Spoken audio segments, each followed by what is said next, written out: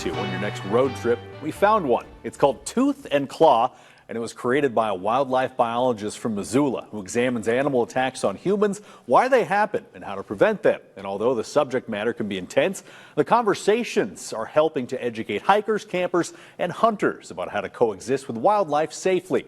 MTN's Jill Valley reports. There's kind of always this taboo around telling those stories, but it's something that people are naturally interested in. Meet Wes Larson, a bear biologist specializing in human-wildlife conflict.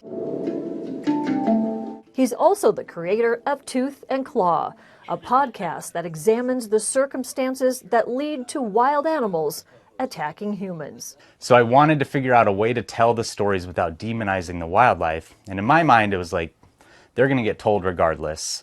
So it might as well be a biologist explaining them. It might as well be someone that knows kind of the animal's reason for attacking and how often the people did something wrong. Larson grew up in Missoula. Podcast. He co-hosts this podcast with his brother Jeff, who provides levity during some intense discussions.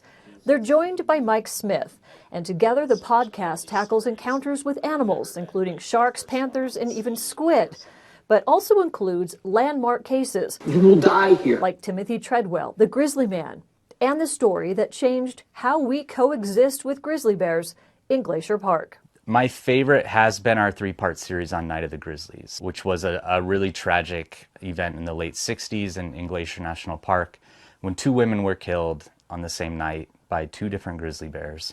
And it was the first time that anyone had been killed in Glacier by grizzlies.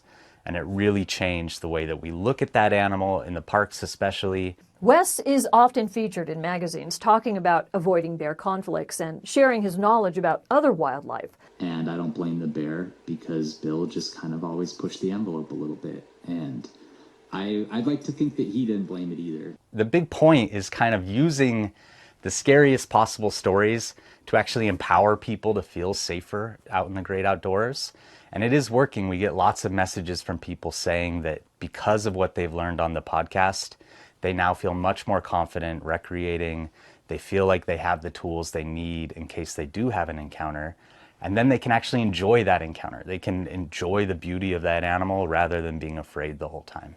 And with write-ups in Outdoor Magazine and good word of mouth, listeners are finding this space to learn about the world around us and the creatures we share it with. Where when you're out hiking, you're not the top dog. You do have to kind of pay attention to your surroundings. And when you do that, the colors get brighter, the smells are stronger, everything feels more intense because you are paying attention to your surroundings. And for me, that's really important to keep alive. In Lolo, Jill Valley, MTN News.